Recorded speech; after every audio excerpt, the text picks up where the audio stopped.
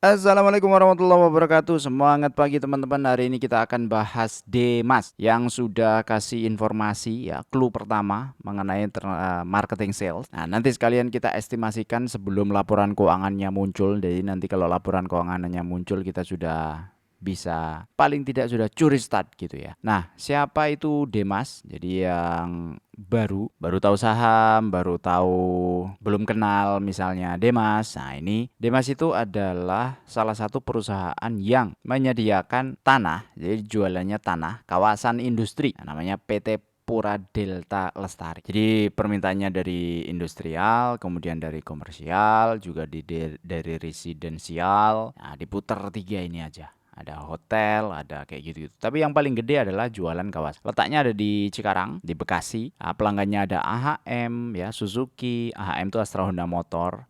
Ada Hyundai, Mitsubishi Motor, ada Toyota, Honda, Daihatsu, dan seterusnya. Sorry, Daihatsu nggak ada di Demas. Yang ada itu Honda, Suzuki, Wuling, Hyundai. Kalau Daihatsu di Kerawang, Toyota juga di Kerawang. Nah, ini untuk land banknya, jadi industrial tinggal 119 hektar, komersial masih ada 358, residensial ada 165. Ini land banknya memang makin lama, makin hari makin turun ya teman-teman. Nah, itu sekilas. Terus kalau ngomong laporan keuangan, ini masih laporan keuangan kuartal 3 2025. Sekarang kasnya itu sekitar 450 miliar. Artinya September lalu 450. Padahal September sebelumnya itu 1,7 T. Nah, kalau ngelihat dia pernah bagi dividen itu sebenarnya di 1,3 T. Ini 2025 bulan Mei. Jadi kalau kasnya sekarang posisi ada di 450 itu sebenarnya masih kurang. Tapi penjualannya baru 779 miliar. Sedangkan di pemberitaannya dia sudah mendapatkan marketing sales 1,6 triliun pada tahun 2025. Jadi 88% dari target marketing sales 2025. Jadi ini ya. Nah, ini beritanya sekarang ini saat ini turun. Kenapa? Karena targetnya 1,8, kemudian aktualnya 1,6 T. Padahal kuartal 3 kemarin tuh baru 700 miliar. Artinya di kuartal 4 dia bisa mendapatkan 700 miliar. Jadi kalau kita lihat revenue di sini, ini kan 500 plus 100 plus 160 berarti sekitar 770-an lah. 770 miliar. Sesuai laporan tadi 779 kan gitu. Nah, sehingga di sini kemungkinannya adalah supaya jadi 1,6 berarti kan 1600 dikurangi 709. Nah, di sini berarti 821 miliar. Kalau dibandingkan tahun sebelumnya yang 655 ini atau 700 ya. 745 2023. EPS-nya itu sekitar 9,2. Oke. Jadi anggap aja nggak usah 800 lah, 700 saja itu 9, atau ini yang 900 2023 ini EPS-nya itu 12. Berarti range-nya di kuartal 4 ini antara 9 sampai 12. Kasaran begitu. Sehingga kita bisa simulasikan 7,37 plus 1,61 plus 1,91 plus 9,22 berarti 20 ya. Atau plus 12 ya. 9 ke 12 berarti kan 3 ya.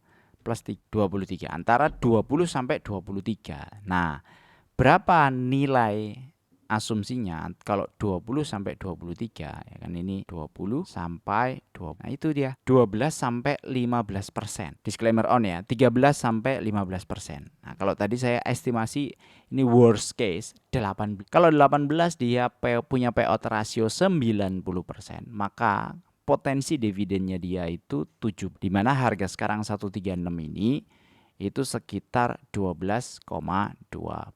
Dimana ini tinggi sekali sebenarnya karena beritanya itu masih negatif. Jadi harganya sebenarnya turun dibandingkan 10 Februari 2026 yang lalu. Nah, ini kesempatan sebenarnya untuk nyicil. Tapi disclaimer on, ini agak tricky di Demas. Agak trickynya adalah ya tadi land banknya kecil. Kemudian dari land bank yang kecil itu dividennya belum tentu dibagikan sesuai dengan payout rasio sebelum. Dan ini masih ada potensi ya kalau ngelihat kondisi begini, range-nya itu sudah saya garis-garis range. Masih ada punya potensi minus 6,67%. Dan jaraknya sampai dividen kan lumayan lama kalau ngelihat histori yang sebelumnya kan Mei 2026 ya. Terakhir Mei 2025 di mana 2025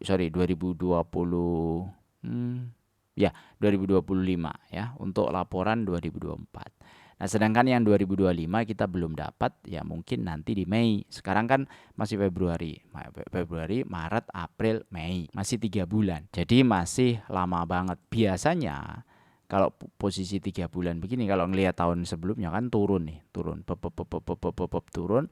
Baru setelah di sini baru naik ke atas. Ini kan sebelum Mei ya. Nah, ini dia ya. Artinya lihat kondisinya ini tuh di 36 bar, berarti berapa? Sekitar 1,5 bulan. Jadi dengan psikologi yang sama, kemungkinannya ini juga mirip-mirip seperti itu karena beritanya jelek ya, beritanya turun ya, tidak sesuai dengan target. Raih marketing sale 1,6 triliun ini 88% dari target 1,8 T. Nah, ini pengamatan saya. Buat teman-teman yang punya pengamatan lain silahkan nanti di komen. Terus gimana cara memanfaatkannya supaya aman? Ya sebenarnya kalau nunggu dividennya 12% itu gede banget. 12% ya 12, berapa nih? 12,2. Ini gede banget. Jadi kita setiap tahun mendapatkan hasil 12% saja. Kalau kita nabung selama 25 tahun dari tahun pertama sampai tahun ke-25 itu kita bisa mendapatkan ini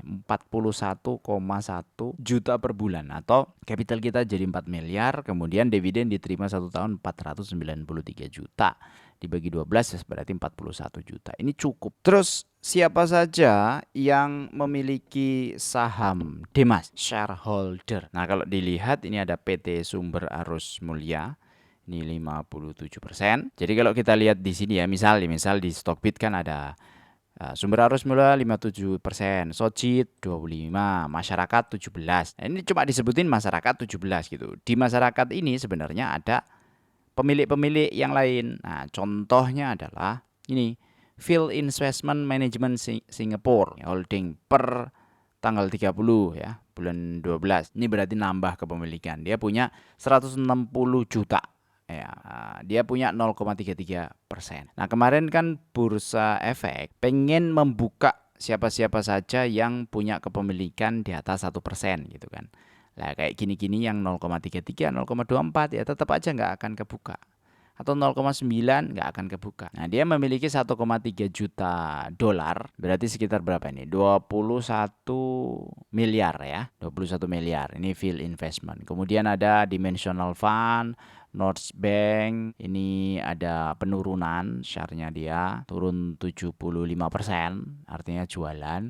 Kemudian Victory Capital ini turun juga 35, Wijaya Mohtar, Santa Lucia Asset, Dimensional Fund, dan seterusnya. Nah, yang paling gede masih ada di Phil Investment Singapore ya, sekitar 21 miliar. Nah, kalau ngelihat seperti itu, transaksi Demas sehari itu kan kira-kira ya 12 lah ya. 12 miliar. Ini tuh nah, terakhir ini kecil ya, cuma 3 miliar. Rata-rata sih 13, tapi kemarin transaksi cuma 3,9 miliar. Ini turun, tapi volumenya kecil. Nah, dengan pemilik yang seperti ini, kalau mereka mau keluar misalnya, ya pasti kan jualnya pelan-pelan supaya harganya nggak turun drastis. Tapi kalau sudah kebelet, ya mau jual suka-suka mereka ya nggak tahu saya kan. Kita nggak ada yang tahu kondisi seperti itu ya. Contohnya ini North Bank, ini sudah menjual sekitar 327 juta lembar. Ini kan jauh sekali ya, dia jauh sekali loh. Ini yang paling gede 160, dia sudah menjual 327. Ya, ini yang Sovereign Wealth Fund ya.